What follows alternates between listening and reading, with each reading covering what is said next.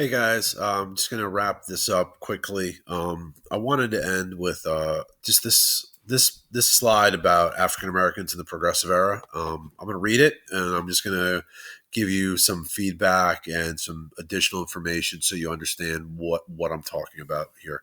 I pulled this from an AMSCO book, and it really sums up the time period pretty well.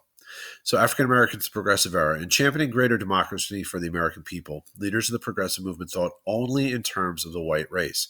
African Americans, for the most part, are ignored by progressive presidents and governors. President Wilson, with a strong Southern heritage and many of the racist attitudes of the time, acquiesced to the demands of Southern Democrats and permitted the segregation of federal workers in buildings.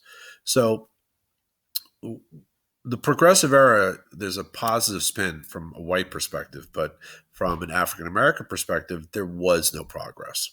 Okay, the only bright light would have been Du Bois and his actions and what he was doing.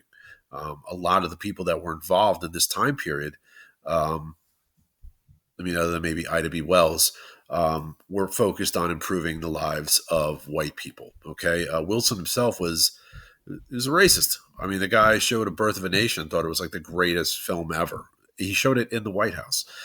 So Taft as well. Taft said awful things about developing nations and how the people there were not as sophisticated and were not capable of governing themselves.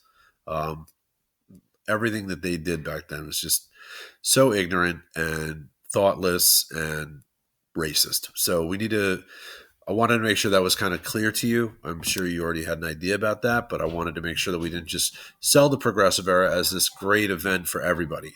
It wasn't. African Americans didn't benefit from it. All right. That's not part of it. The one thing I did have in the earlier slide was about the Great Migration. The Great Migration is a time period when you see African Americans moving from the South, where there's a ton of problems and sharecropping and Jim Crow. They move north. They move north looking for jobs. They move north looking for opportunity. And that's going to come a lot from the period during World War I, which I'm going to talk more about in our next lesson. So just wanted to wrap it up with that. Also, one other thing I didn't mention was the 17th Amendment, which was the direct election of senators. That was a more direct way of the people selecting who they wanted in government. All right, so the last thing right here, you guys are going to be working on this is sort of your activity I have planned for you, and you're going to basically, based on what you read, the assignment I gave you, the lectures, these presentations, and you can look stuff up on your own. I encourage you to do that. Who do you believe was the most successful progressive president based on creating positive change for workers, breaking up trusts, and then helping the environment? So I'm going to give you a sheet. You're going to break that up, and there's then going to be a couple interesting questions on the end about who you would want to have dinner with and possibly who you would go to if you needed something done very quickly. All right.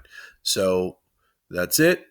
I hope you all are well and safe, and I will be in touch very shortly. Okay.